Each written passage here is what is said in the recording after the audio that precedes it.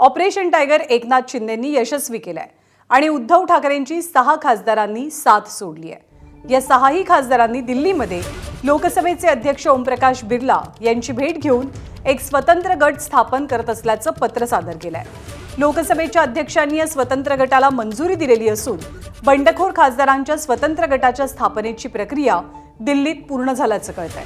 6 खासदारांच्या गटाची शिवसेनेत विलीनीकरणाची प्रक्रिया सुरू असल्याची माहिती सुद्धा मिळाली आहे।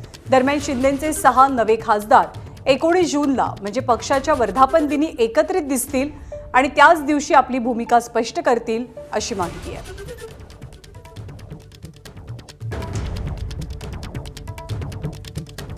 ऑपरेशन टायगर पार पडल्यानंतर मंत्री उदय सामंत यांच्यासोबत ऑपरेशन टायगर संदर्भात बातचीत केली आमच्या प्रतिनिधींनी। आपण पाहूया।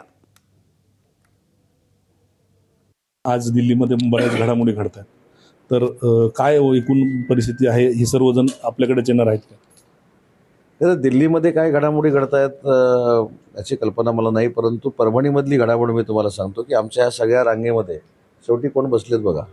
ही परभणीतली सगळ्यात अतुल बरोबर बसलेले आहेत, अतुल सरवदे बसलेले आहेत। त्याच्यामुळं परभणीतली म्हणजे जे काय म्हणतात जगात जर्मनी आणि भारतात परभणी आहे बघा।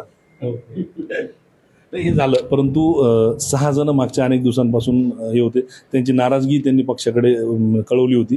वेळ मिळत नाही पक्षाकडून।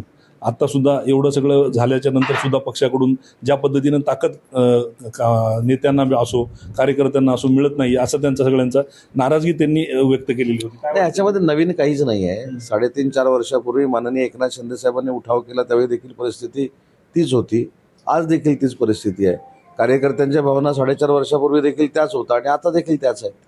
म्हणजे याच्यात काहीच बदल नाही वाटतं आणि ह्याच्यामुळेच हे सगळं होतंय असं वाटतं? नाही, जे घडणार असेल ते ह्याच्यामुळेच घडतंय।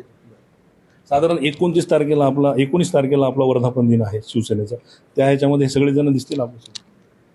नाही, ते 19 तारखेला दिसतील की नाही हे मला खरंच काही माहीत नाही। मी पण त्याच प्रतीक्षेमध्ये आहे की दिल्लीमध्ये नक्की काय चाललेलं आहे, कशा पद्धतीनं तिथं कार्यवाही चालू आहे। शिंदेसाहेब पण तिथे दिल्लीमध्ये आहेत असं मला कळलेलं आहे तुमच्याच माध्यमातून। त्याच्यामुळे मगाशी जे मी सांगितलं की आपण थोडा संध्याकाळपर्यंत जर थांबलो तर सगळ्याच गोष्टीचं कुतूहल जे तुमचं आहे माझं आहे ते संपेल। हे होते उदय सामंत यांनी सर्व स्पष्ट केलंय की येणाऱ्या काळामध्ये शिवसेनेची ताकद वाढेल। एबीपी माझा, उघडा डोळे बघा नीट।